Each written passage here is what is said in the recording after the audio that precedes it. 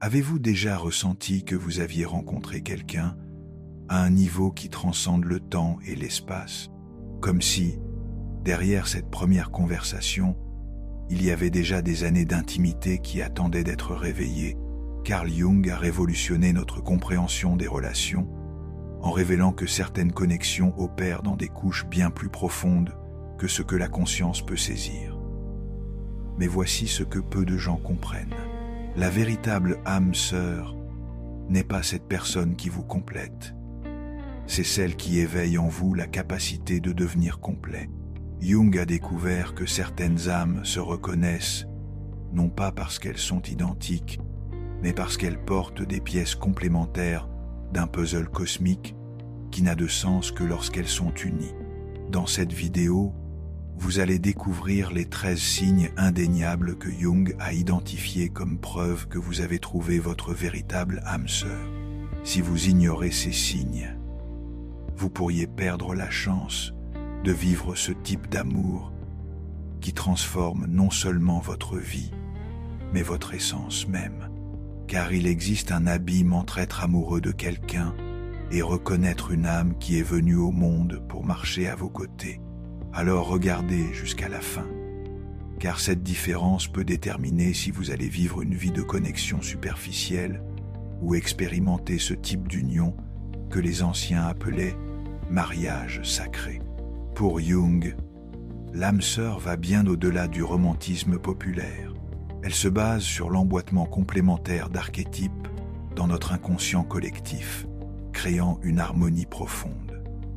Jung décrivait 3 niveaux de connexion: la persona, masque social, l'ego, identité consciente, et le soi, notre noyau authentique et transcendant. L'âme sœur se connecte au niveau du soi, reconnaissant l'essence éternelle l'un de l'autre. Cette connexion implique fréquemment la projection de l'anima ou de l'animus, où nous reconnaissons chez l'autre la manifestation externe de nos images archétypiques du féminin ou masculin sacré. Il existe 2 types de projections: la positive, où nous idéalisons des qualités que nous désirons développer, comme admirer la confiance de l'autre qui reflète notre potentiel endormi, et la négative, où nous rejetons des aspects qui reflètent notre ombre niée. La différence cruciale se situe entre projections archétypiques saines et projections névrotiques destructrices. Dans la névrotique, nous idéalisons l'autre pour combler nos carences personnelles.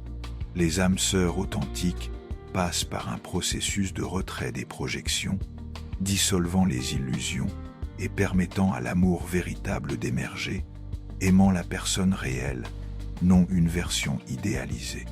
L'âme sœur ne signifie pas absence de conflit. Au contraire, elles se défient mutuellement, activant les ombres pour promouvoir la croissance spirituelle. La véritable âme sœur catalyse votre individuation. Elle ne vous complète pas, mais éveille votre capacité à vous compléter. Pour identifier les projections, demandez-vous « Qu'est-ce que j'admire chez cette personne ?» et investiguez si cette qualité existe en vous.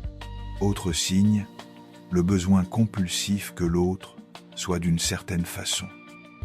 L'âme sœur apporte une acceptation profonde de ce que l'autre est, sans exigence de changement. Selon la psychologie analytique, l'individuation est le processus central de la vie humaine, le voyage pour devenir véritablement unique, intégrant tous les aspects fragmentés de la psyché en un tout cohérent. Et Jung a découvert quelque chose de fascinant. Certaines personnes entrent dans nos vies spécifiquement pour accélérer ce processus de développement interne. La véritable âme sœur n'est pas quelqu'un qui rend votre vie plus facile, c'est quelqu'un qui rend votre vie plus vraie. Elle apparaît comme un miroir vivant qui reflète non seulement qui vous êtes, mais qui vous avez le potentiel de devenir. Cela peut être simultanément inspirant et inconfortable. Durant l'individuation, nous devons intégrer notre ombre, tous les aspects de nous-mêmes que nous avons appris à rejeter ou cacher. Une âme sœur active fréquemment cette ombre de façon que nous ne pouvons ignorer. Si vous vous êtes toujours enorgueilli d'être rationnel, elle peut éveiller votre émotivité réprimée. Si vous vous identifiez comme indépendant, elle peut révéler votre besoin caché de connexion. Et Jung observait que ce processus d'activation mutuelle de l'ombre est essentiel pour les relations matures. Les couples qui évitent d'éveiller les aspects défiants l'un de l'autre stagnent fréquemment dans des zones de confort qui empêchent la croissance réelle. L'âme sœur vient avec le courage et la responsabilité de stimuler l'évolution consciente. Autre aspect crucial de l'individuation, développer notre fonction inférieure, celle que nous maîtrisons le moins, entre pensée, sentiment, sensation et intuition. L'âme sœur incarne fréquemment cette fonction que nous devons développer. Si vous êtes prédominamment intuitif, vous pourriez être attiré par quelqu'un qui vous enseigne la sensation et la présence corporelle. L'amour d'âme sœur catalyse aussi ce que Jung appelait transcendance de l'ego, moment où votre identité fixe se dissout temporairement, permettant à des aspects plus larges de votre personnalité d'émerger. Cela peut arriver durant l'intimité physique, les conversations profondes ou simplement la présence silencieuse l'un de l'autre. Jung comprenait que l'individuation est un processus qui ne se termine jamais complètement et l'âme sœur est quelqu'un disposé à grandir avec vous au long des décennies. Ce n'est pas quelqu'un qui tombe amoureux de qui vous êtes maintenant, mais quelqu'un qui s'engage avec qui vous deux pouvez devenir à travers le voyage partagé d'éveil conscient. La différence entre amour d'âme sœur et attachement névrotique peut être subtile, mais Jung a identifié des critères clairs pour les distinguer. L'attachement naît du manque. Vous avez besoin de la personne pour vous sentir complet, validé ou sûr. L'âme sœur naît de l'abondance. Vous choisissez la personne parce que vous reconnaissez quelque chose de transcendant en elle. Dans l'attachement, il y a fréquemment une qualité obsessionnelle.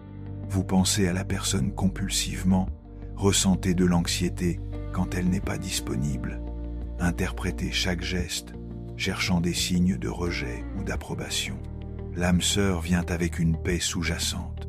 Même dans l'intensité, il y a une confiance profonde dans la connexion. L'attachement implique fréquemment une idéalisation extrême. Vous n'arrivez pas à voir les défauts de la personne ou minimiser les aspects problématiques parce que vous devez maintenir le fantasme. Avec l'âme sœur, vous voyez clairement ses imperfections et ressentez tout de même cette reconnaissance profonde. Autre critère, la relation avec votre propre vie. L'attachement vous fait fréquemment négliger d'autres aspects importants. Amitié, carrière, croissance personnelle. L'âme sœur, paradoxalement, vous inspire à devenir plus dévoué à votre propre développement et but. La qualité de la communication révèle aussi la différence. Dans l'attachement, il y a fréquemment des jeux psychologiques, manipulations subtiles, peur d'être totalement honnête. Avec l'âme sœur, se développe rapidement une capacité de vulnérabilité authentique, sans peur du jugement. Finalement, Jung notait que l'attachement génère stagnation. Vous arrêtez de grandir parce que vous avez trouvé votre zone de confort émotionnel. L'âme sœur génère expansion. Vous vous sentez constamment stimulé à évoluer, explorer de nouveaux aspects de vous-même, devenir plus que vous n'étiez avant. Et maintenant, comprenons chacun des 13 signes que Jung a identifiés comme preuve que vous avez trouvé votre véritable âme sœur. Le premier signe est une sensation de familiarité qui transcende le temps linéaire. Jung appelait cela souvenir archétypique. Quand deux âmes se reconnaissent à un niveau qui contourne complètement l'expérience consciente, ce n'est pas juste du confort avec quelqu'un de nouveau, c'est une étrange certitude que vous avez déjà marché ensemble auparavant. Cette familiarité se manifeste de façon spécifique.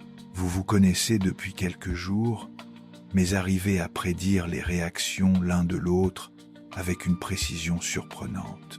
Il y a des blagues internes qui surgissent naturellement, comme si elles étaient la continuation de conversations anciennes. Vous vous surprenez à lui parler de la même façon que vous parleriez à quelqu'un d'intime depuis des années. Jung expliquait que cela arrive parce que les âmes sœurs partagent fréquemment des motifs archétypiques similaires, formes universelles, de traiter l'expérience qui existe dans l'inconscient collectif. C'est comme si vous parliez le même langage de l'âme. Même si vos personnalités conscientes sont différentes, il y a aussi une qualité de absence de surprise quand vous découvrez des compatibilités profondes. Au lieu d'être choqué par les similitudes, il y a une sensation de « bien sûr que nous aimons les mêmes choses » ou évidemment nous pensons de façon similaire sur cela. C'est comme si la reconnaissance confirmait quelque chose que vous saviez déjà inconsciemment. Ce signe se distingue de simple compatibilité parce qu'il inclut une dimension temporelle étrange, comme si vous repreniez quelque chose d'interrompu, n'initiant pas quelque chose de nouveau. Jung a découvert que les âmes sœurs démontrent fréquemment un mimétisme inconscient, imitation automatique de gestes, expressions et même motifs respiratoires qui arrivent sans perception consciente. Cela va bien au-delà des neurones miroirs normaux. C'est une synchronisation qui suggère une connexion dans les niveaux profonds de la psyché. Observez si vous assumez automatiquement des postures similaires quand vous conversez. Si l'un croise les jambes, l'autre fait de même seconde après. Si elle incline la tête d'une certaine façon, vous vous surprenez à faire un mouvement identique. Cela arrive indépendamment de qui dirige, tous deux se reflètent mutuellement de façon inconsciente. Le mimétisme se manifeste aussi dans le langage. Vous commencez à utiliser des expressions similaires, développer un vocabulaire partagé, adopter les motifs de parole l'un de l'autre sans vous en rendre compte. Les amis peuvent commenter que vous parlez pareil, même après peu de temps de cohabitation. Jung observait que ce mimétisme indique une synchronisation de rythmes psychiques fondamentaux. Ce n'est pas imitation consciente, mais harmonisation automatique qui suggère que vos consciences opèrent sur des fréquences compatibles. C'est comme si vous étiez deux instruments naturellement accordés sur le même ton. Il y a aussi mimétisme émotionnel, quand l'un ressent une tristesse inexplicable et découvre que l'autre traversait des difficultés, même à distance, ou moments où tous deux ressentent des impulsions simultanées de se connecter, résultant en appels ou messages envoyés au même moment. Un des signes les plus défiants, mais confirmatoires d'âme sœur est l'activation mutuelle de l'ombre, ces aspects de vous-même que vous avez appris à réprimer ou nier. Jung comprenait que les véritables âmes sœurs ne se complètent pas seulement, mais se confrontent aussi de façon qui promeuve la croissance intégrale. Peut-être vous êtes-vous toujours enorgueilli d'être logique et contrôlé, mais en sa présence, vous avez découvert des capacités de spontanéité et émotivité que vous ne saviez pas posséder, où elle s'est toujours vue comme indépendante et forte, mais avec vous, a commencé à explorer vulnérabilité et besoin de soins sans se sentir diminuée.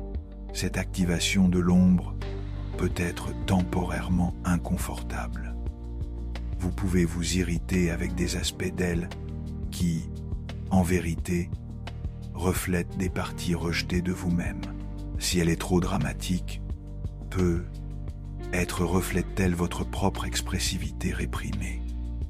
S'il est trop sensible, il peut refléter votre vulnérabilité niée.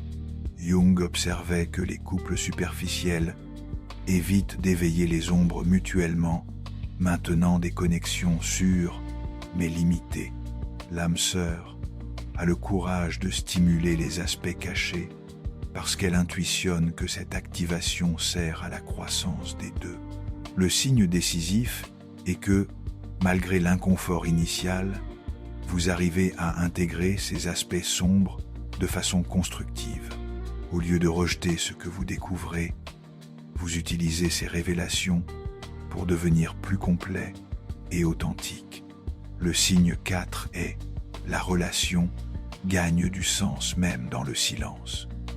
Jung identifiait le silence partagé comme un des indicateurs les plus clairs de connexion d'âme sœur. Quand deux personnes peuvent être ensemble sans besoin de remplir chaque moment avec des mots, cela indique synchronisation dans des niveaux très profonds de la conscience. Observez si vous arrivez à rester en silence pour de longues périodes sans inconfort. Non le silence tendu, de qui ne sait pas quoi dire, mais le silence relaxé de qui est véritablement présent l'un avec l'autre. C'est comme si la communication continuait à se passer à des niveaux énergétiques, même en l'absence de mots. Il y a aussi une qualité de communication télépathique, moment où l'un sait exactement ce que l'autre pense sans que rien n'ait été verbalisé. Vous vous regardez et savez simplement. Il y a compréhension mutuelle qui transcende le besoin d'explication. Jung comprenait que ce silence partagé indique que vous vous connectez dans ce qu'il appelait espace psychique commun, dimension où deux consciences se chevauchent temporairement. Dans cet espace, la communication arrive à travers résonance directe, non à travers symboles verbaux. Autre aspect, les activités simples gagnent qualité méditative quand faites ensemble.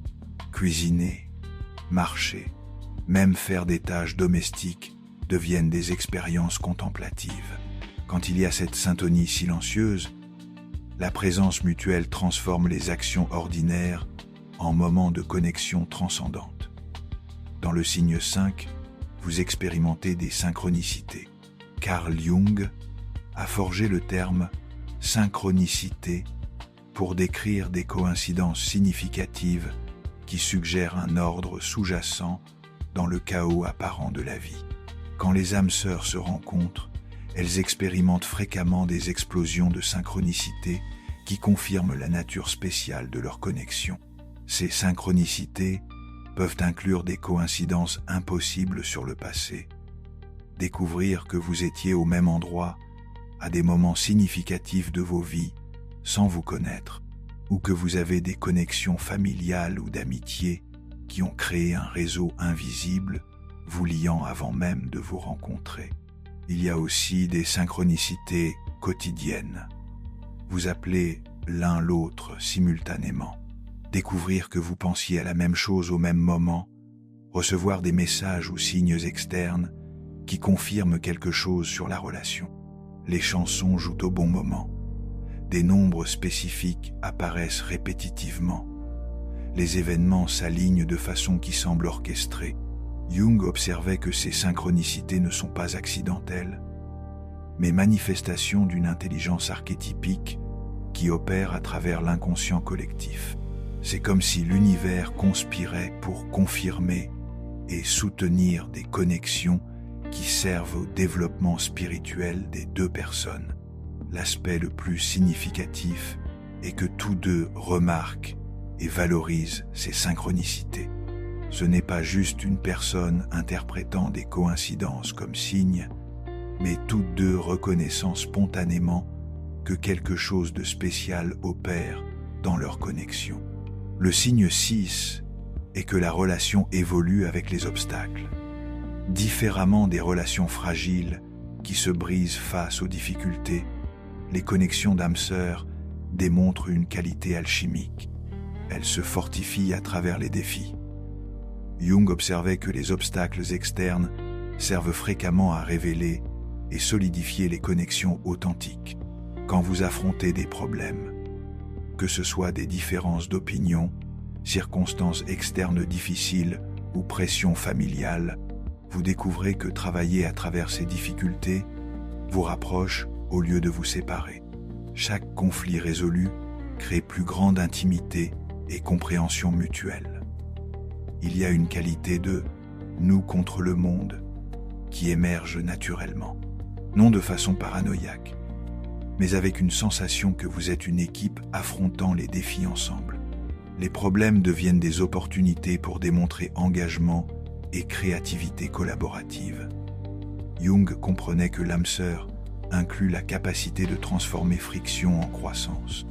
Les moments de tension deviennent catalyseurs pour conversations plus profondes, plus grandes honnêtetés ou découverte d'aspects l'un de l'autre qui n'avaient pas été révélés dans les moments faciles. Il y a aussi une persistance naturelle. Tous deux ont l'instinct de travailler à travers les difficultés au lieu de simplement abandonner quand les choses se compliquent, non par entêtement ou attachement névrotique, mais parce qu'ils sentent que la connexion vaut l'effort d'évolution consciente. Le signe décisif est que vous sortez des conflits en vous sentant plus proche et vous comprenant mieux. Le 7e signe est qu'elle inspire votre meilleure version. Jung observait que les véritables âmes sœurs fonctionnent comme catalyseurs mutuels pour le développement de potentiels latents. En sa présence, vous accédez naturellement à des aspects plus élevés de votre personnalité, non par pression externe, mais par inspiration spontanée. Peut-être ne vous êtes-vous jamais intéressé à l'art, mais sa passion éveille votre propre créativité dormante, où elle a toujours été timide. Mais votre confiance l'encourage à s'exprimer de façon qu'elle n'avait jamais imaginé possible. Cela arrive organiquement, sans effort conscient de vous changer l'un l'autre. Il y a une qualité de élévation mutuelle. Tous deux se sentent inspirés à être plus généreux, courageux, créatifs ou compatissants simplement en étant ensemble. C'est comme si la présence de l'autre éveillait des qualités qui existaient potentiellement, mais avaient besoin de stimulation spécifique pour émerger. Jung comprenait que cela arrive parce que l'âme sœur reconnaît et reflète notre soi supérieur, cette version plus intégrée et développée de nous-mêmes qui représente notre potentiel maximum.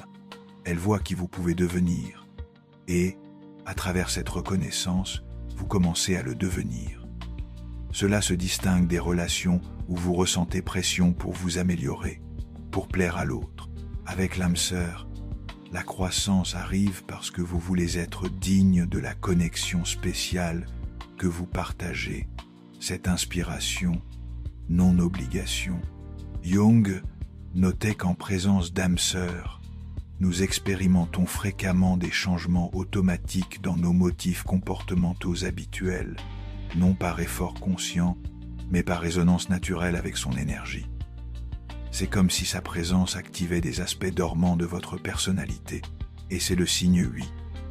Peut-être êtes-vous naturellement réservé, mais avec elle, vous vous trouvez parlant ouvertement de thèmes que vous garderiez normalement privés, où elle est habituellement très analytique, mais en votre présence se permet d'être plus spontanée et intuitive. Ces changements arrivent sans forcer, ils émergent simplement, naturellement. Il y a aussi des altérations dans les rythmes corporels. Peut-être parlez-vous normalement vite, mais avec elle, vous ralentissez automatiquement le rythme pour créer plus d'intimité, ou vos motifs de sommeil s'ajustent spontanément pour être synchronisés. C'est comme si vos systèmes nerveux cherchaient harmonisation automatique. Cela indique compatibilité dans des niveaux archétypiques profonds. Ce n'est pas que vous fassiez semblant d'être différents. C'est que la présence l'un de l'autre permet à des aspects plus authentiques de vos personnalités de se manifester. Amis et familles peuvent commenter que vous semblez différents quand vous êtes ensemble, plus relaxés, plus joyeux, plus présents. Cela arrive parce que l'âme sœur crée un environnement psychologique où vous pouvez laisser certaines défenses et permettre à des versions plus véritables de vous-même d'apparaître. Un des signes les plus clairs de connexion d'âme sœur est la capacité spontanée d'être vulnérables l'un avec l'autre, sans peur de jugement ou rejet. Jung comprenait que cela indique confiance archétypique, certitude profonde que vous êtes sûrs l'un pour l'autre. Peut être cachez-vous normalement insécurité ou faiblesse, mais avec elle vous vous trouvez partageant peur, doute et aspects de vous-même que vous considérez inacceptables. Et découvrir qu'au lieu de l'éloigner, cette honnêteté crée plus grande intimité. Il y a aussi absence de besoin d'impressionner constamment. Avec l'âme sœur, vous pouvez avoir de mauvais jours, démontrer imperfection, admettre quand vous ne savez pas quelque chose, sans sentir que cela menace la connexion. Il existe une acceptation mutuelle qui permet que vous soyez humains l'un avec l'autre.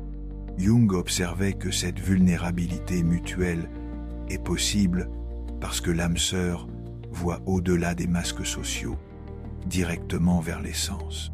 Il n'y a pas de point à feindre être parfait, parce qu'elle reconnaît déjà et aime qui vous êtes vraiment, incluant vos défauts.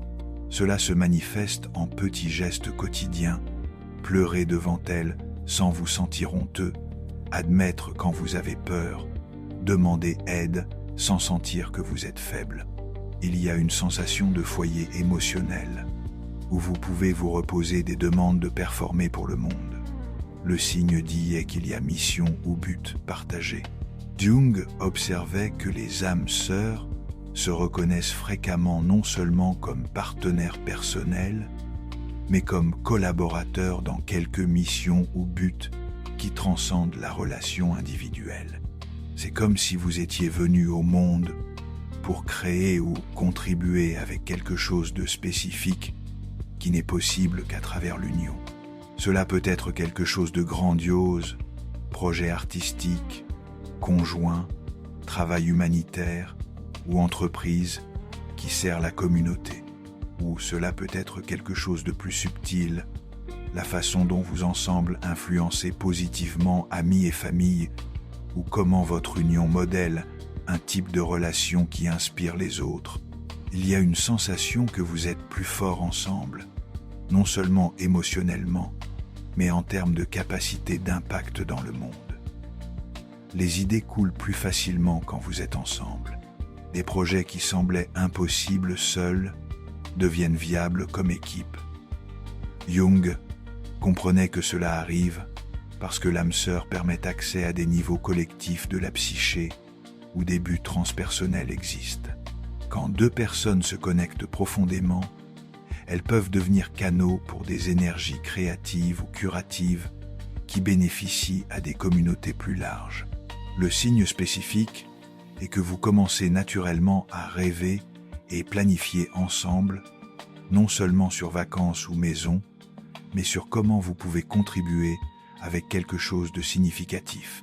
Il y a une sensation partagée que votre union a un but qui va au-delà du bonheur personnel.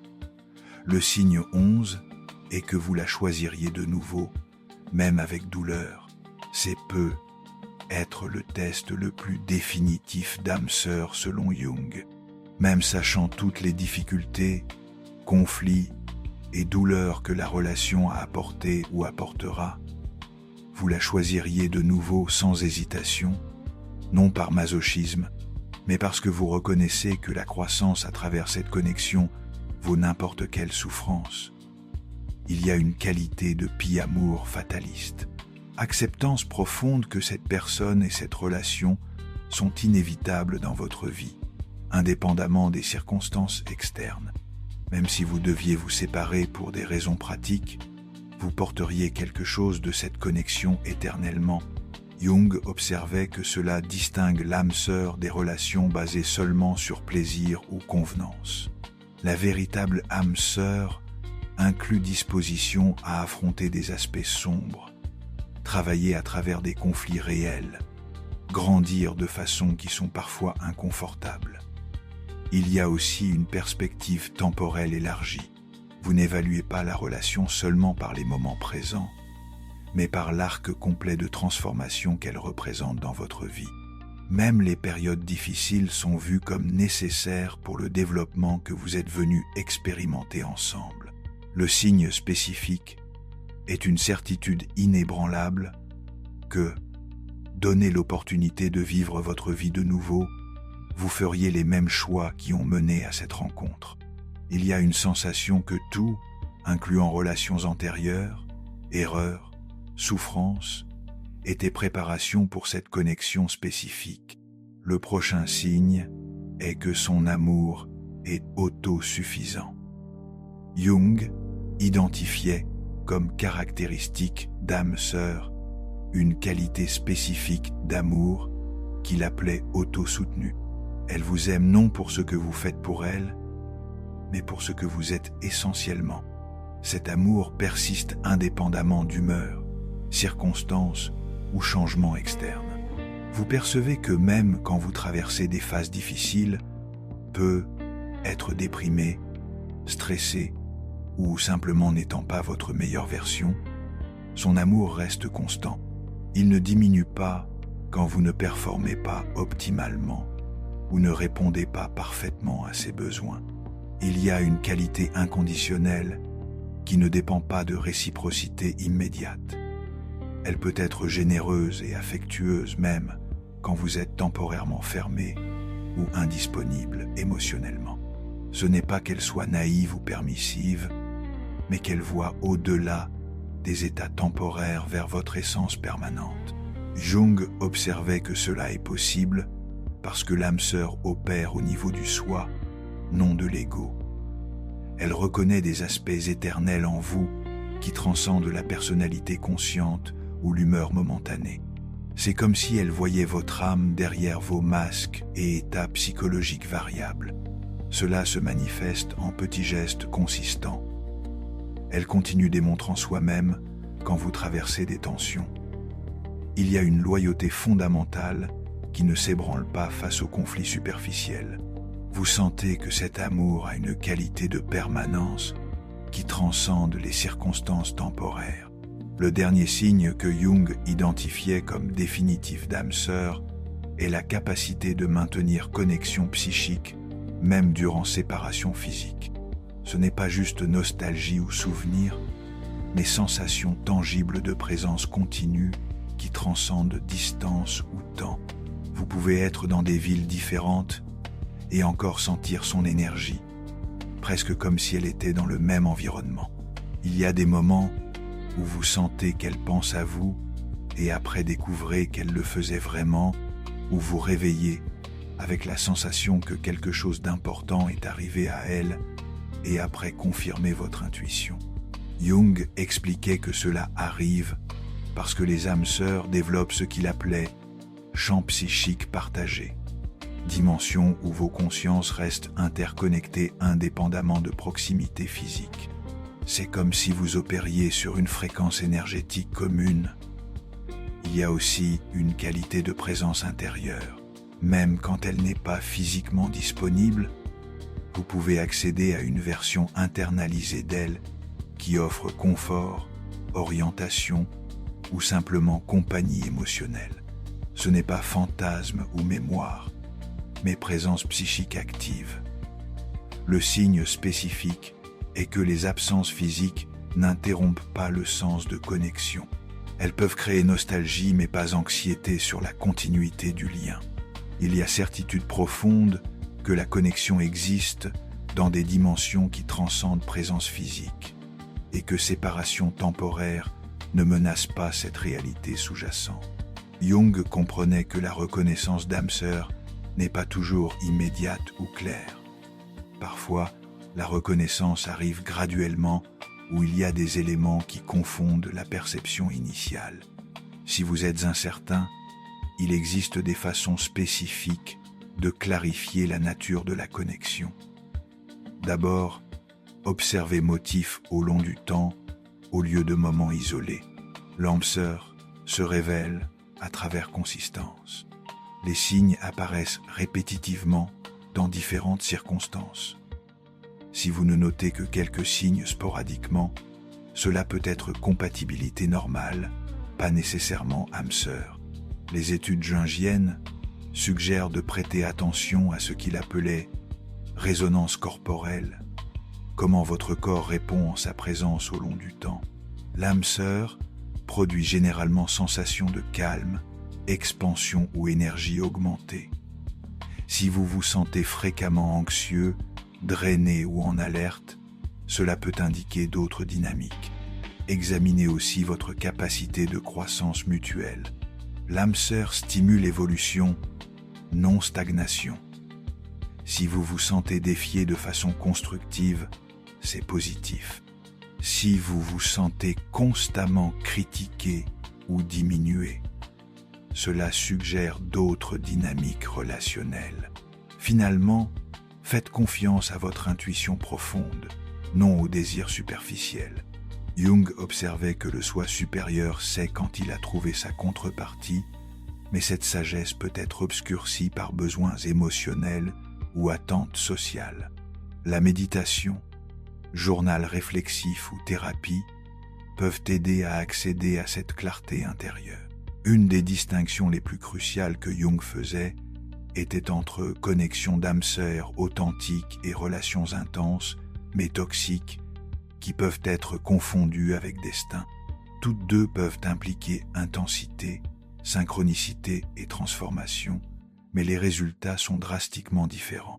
Dans les relations toxiques déguisées en âme sœur, l'intensité vient de trauma, non de reconnaissance.